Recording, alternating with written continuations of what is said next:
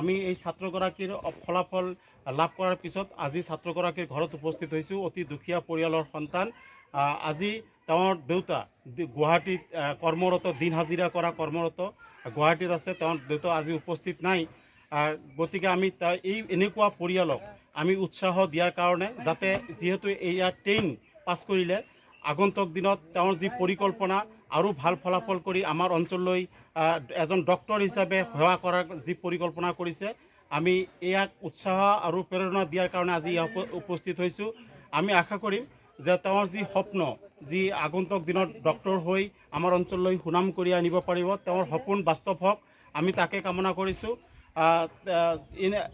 এনেকুৱা মেধাৱী ছাত্ৰ ছাত্ৰীসকলে যি ধৰণৰ সুবিধা পাব লাগিছিল, এনেকুৱা ভিতৰুৱা পিছপৰা ঠাই য'ত চৰকাৰৰ ফালৰ পৰাই হওক, জনপ্ৰতিনিধিৰ ফালৰ পৰা হওক, তেওঁলোকক যি ধৰণৰ সুবিধা প্ৰদান কৰিব লাগিছিল, আমি দেখিছোঁ এই পৰিয়ালবোৰে বা এনেকুৱা ছাত্ৰ ছাত্ৰীসকলে সম্পূৰ্ণৰূপে বঞ্চিত হৈ আছে। তেওঁলোকে নিজৰ দেউতা যেতিয়া গুৱাহাটীত খাটি কৰ্মৰত হৈ দিন হাজিৰা কৰি পৰিয়াল পোহপাল দিয়ে, তাৰ ভিতৰত এনেকুৱা ভাল ফলাফল কৰাটো ইয়াতকৈ আৰু আনন্দৰ বিষয় একো হ'ব নোৱাৰে।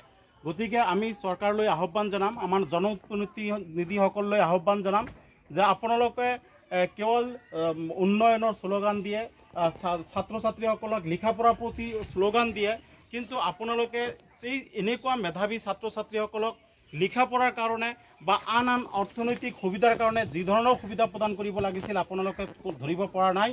এনেকুৱা আপোনালোকৰ চৰকাৰৰ ফালৰ পৰা হওক বা জনপ্ৰতিনিধিৰ ফালৰ পৰা হওক, এনেকুৱা সহায় সহযোগিতা পালে নিশ্চিতভাৱে এনেকুৱা ছাত্ৰ ছাত্ৰীসকলে আৰু আগলৈ গৈ এই তেওঁলোকৰ যি ভৱিষ্যত পৰিকল্পনা, তেওঁলোকৰ যি প্লান, তেওঁলোকে সেই প্লানত গৈ ছাকচেছ কৰি